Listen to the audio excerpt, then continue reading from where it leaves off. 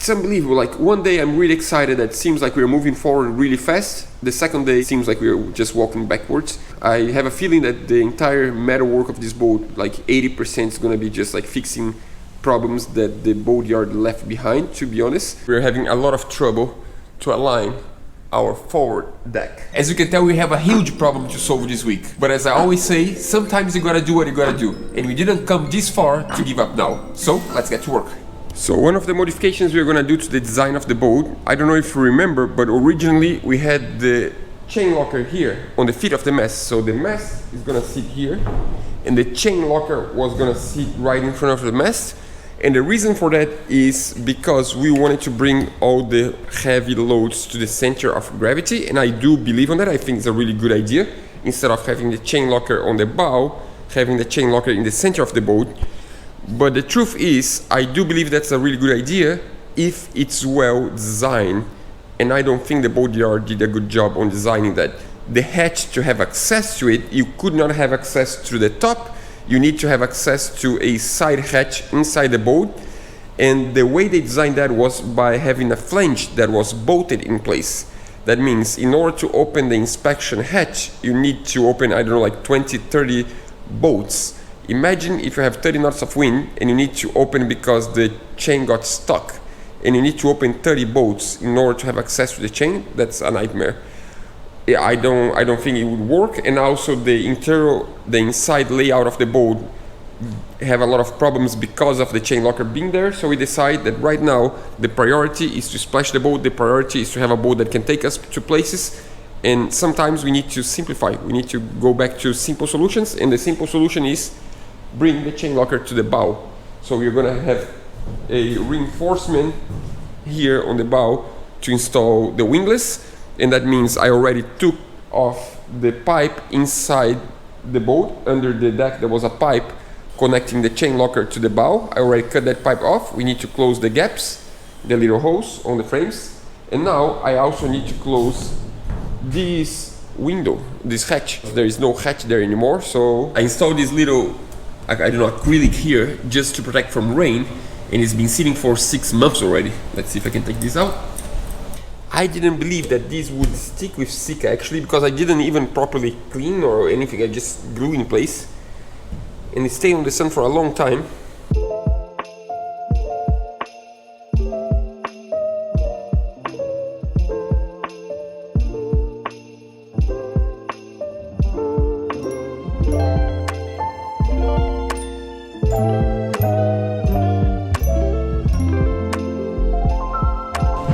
We have a problem, of course. Every day there is a problem to fix. So the hole is closed, but we still need to fix this high spot right in the center. I don't know if you can see, but there is a really high spot in the center. But we also have 2 other spots that we didn't see before. There's a really low spot here, and a high spot there, and a low spot there. So we are first gonna try to jack up the low spots and see if the bubble pops up.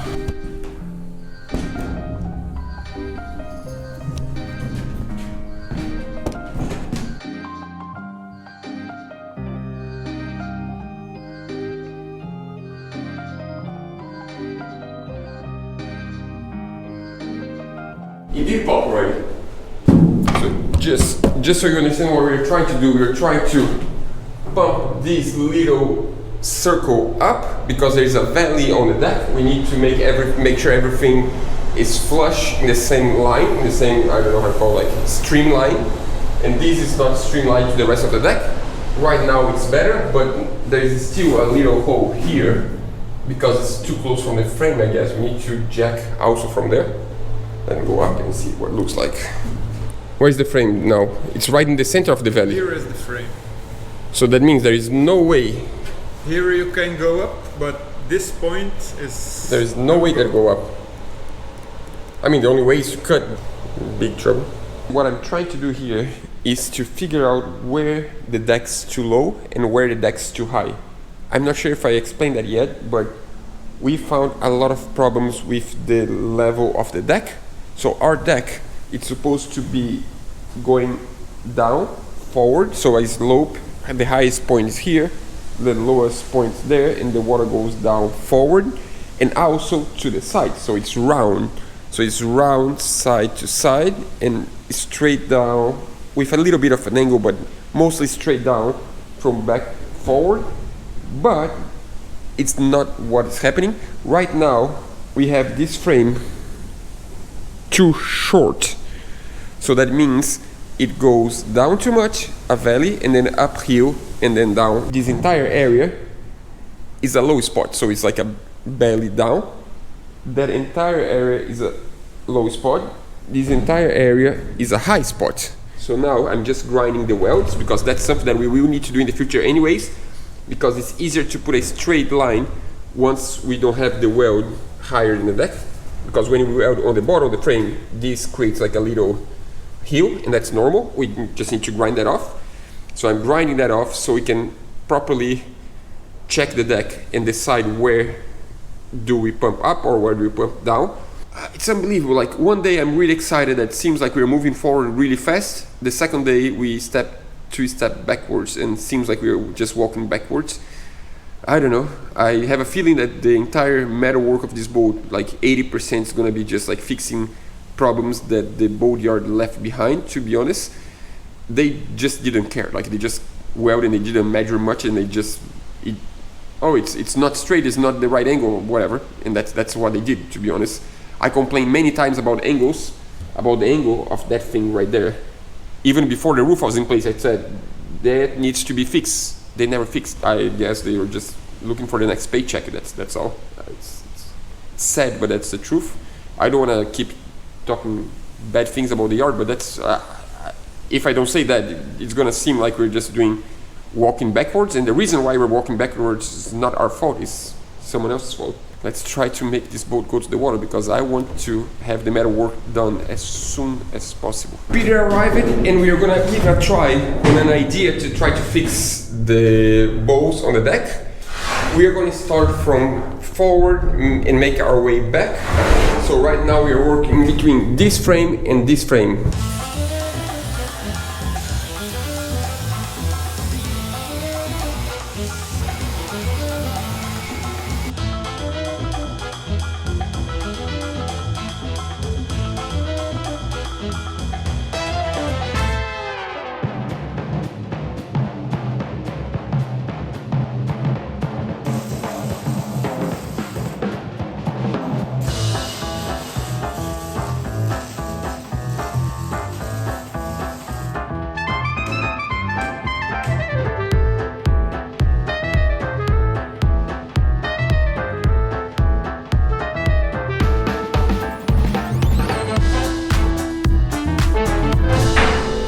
So, good news, it did work. So what we did, we cut 2 relief cuts on the stringer, jack it up and weld it again. In this way we shrink the stringer, and once we took the jack out, it didn't come back to place, but we also had a hole, a bow here on the plate itself, so we add another stringer.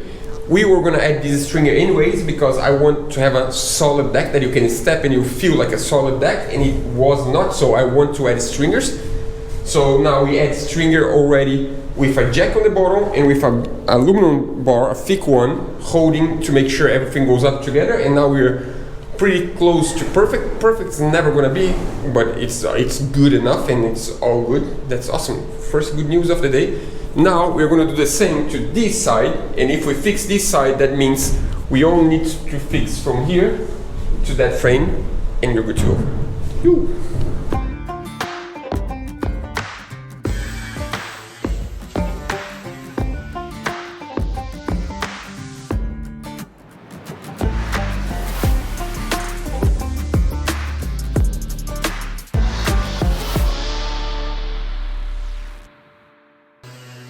By the way, this is Peter fixing the problem on the level of the deck right in front of the window.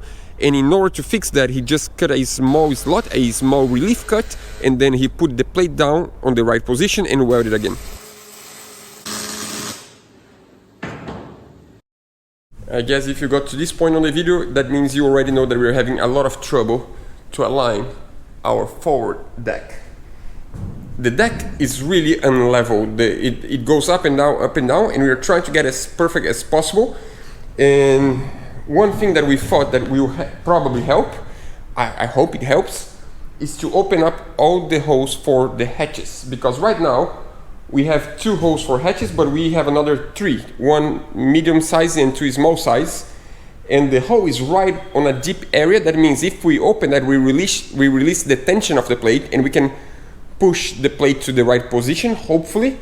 And in order to do that, I need to do a lot of measurements, because that's a big commitment. As soon as we mark and we cut a hole for the hatch, that means the layout of the boat is the one we decide now. And that's really scary. The reason why we didn't cut these hatches yet is because we were unsure about the layout. And when I say unsure about the layout, I mean it's going to make a huge difference. It's like, is the head going to be here or the head going to be there? We have 2 different propositions for the layout that are completely different.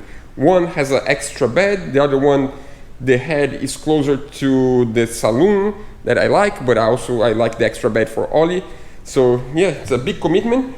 I just did a center mark right in the center of the roof, a center one in the bow, and drew a line with the laser. So that's the center line. And you can see it's right because the laser won't even show because it's too dark, the line. So you spot on the laser.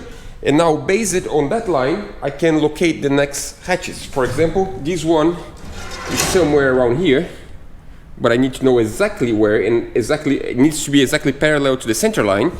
And for that, I have somewhere my notes.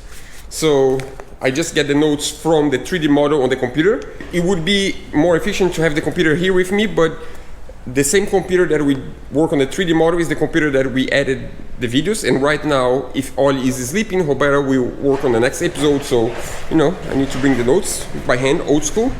Now I just need to transcribe my measurements to the deck.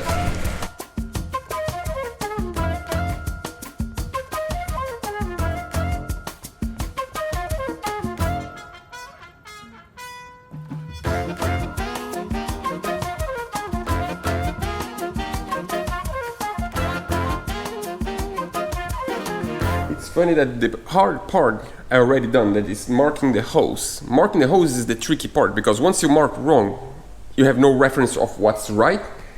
But it's not scary to mark holes, because until you cut them, it's just a mark. Now, when you need to cut the hole, it's like 5 minutes you can cut a hole, but there's no way back. Now is the tricky part. That's the fastest part, but the one that makes me scared. I have another 1, 2, 3, 4 holes to cut on our deck. You can say that it's aluminum. You can always weld back it together. Yes, you can, but with compromises. It always deforms. You can tell by this one that we close. We still have a lot of work to get that back in the way it should be. And the reason for that is because you need a lot of heat to weld aluminum. So you don't want to have a lot of wrong holes, big holes on your deck. You want to do it them properly. Just so you understand, this is our cabin. This is Ollie's berth, so it's like a bed on the hallway. It's not a proper cabin. And that's the bow cabin. Here, shower cabin and head. And this one is the mess step. So here is going to be a column to support the mess and also to run the lines for the centerboard.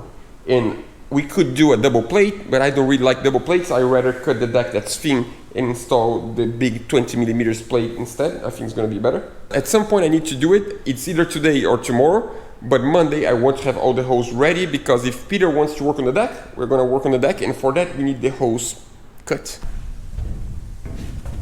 I don't know if you can tell, but I'm pretty nervous, to be honest. I'm going to start with the 2 small ones, and the reason for that is because I believe there is less tension on the plate on this region.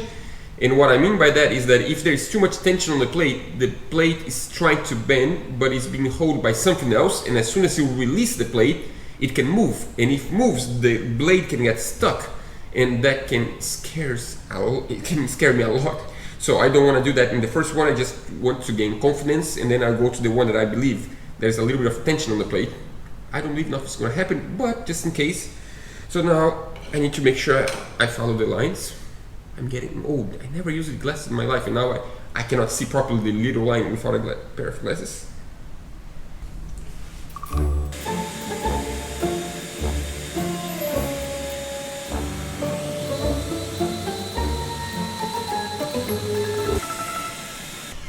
just love this new blade. This blade is just so clean the cut and so easy to cut.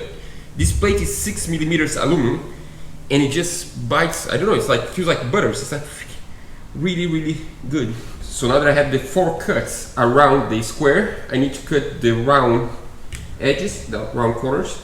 I'm gonna use a jigsaw with a blade for aluminum. That's really good news. I can actually do the whole curve with the jigsaw. Just keep in mind that this curve don't need to be 100% precise because we're gonna weld a frame here, and that means we still need to grind this, and we can fix little things. If there is a little gap, we fill up with weld. If there is something that it cannot go in because a little spot I didn't cut, we can grind later. So it's just as precise as possible, but not like millimeter precise. That's awesome. First one of 4.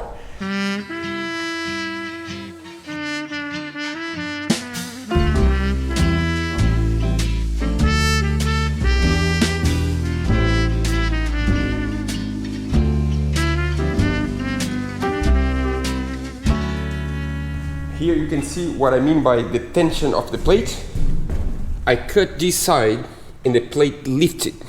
The reason for that is because this plate is bent and there is like a force trying to, I don't know, to make a curve, and once you release, of course it goes up. There is tension on the plate. So now let's cut off the second hole. I was gonna do the last cut, but someone showed up. Ollie is in the age that he needs to sleep because he's tired, but he doesn't want to sleep. He just wants to try to walk. He do like 3 steps, sometimes 4, and now he doesn't want to sleep. He just wants to be daddy. Oh. We call that sleep drunk.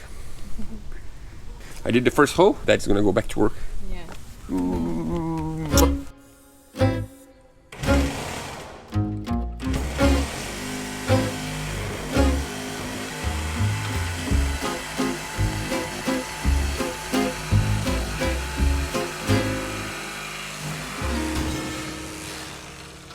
Unbelievable. Another one on the water tank. I just realized that there is no way back now. The head and the shower cabin are gonna be here. We been discussing about the layout for like, I don't know, a year already. The choice was made.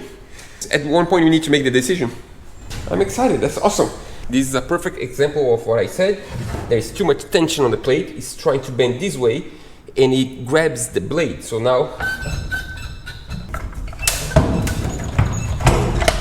by the way, this is not gonna go down because there's a frame right here. So this is welded to the frame on the bottom. I'm not gonna cut right now. I will leave like this. When we're gonna work on the deck, we can cut this frame. All the necessary holes on deck now. This one is ready. It's just the plate sitting there. Oh good, that's exciting. 2 more to go on the top, and we have all the holes on the horizontal part because we still need to do some port lights. We have 1 there. We're gonna have 1 more or 2 more on this side and 2 more on the other side. It's a little bit scary always to cut a hole in your boat, but in order to make an omelette, you need to break the eggs first. So right now we're breaking the eggs, and soon we're gonna have a boat that floats. I hope by July next year. I bring you bad news. Not really bad news, but we are gonna do something that you should not do probably. I think the right way would probably be to cut part of the deck off because the plate is too bent already. Before we do that, we need to try something else because it might work, even though I don't think it's the right thing to do. It's what we're gonna try.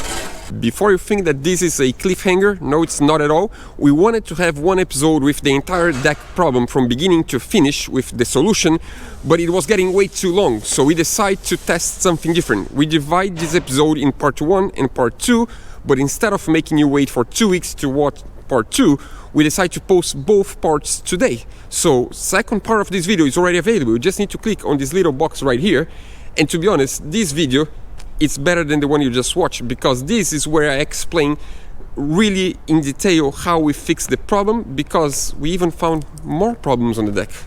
Hope you enjoy, and don't forget, like and subscribe, of course. See you in the next one, this one.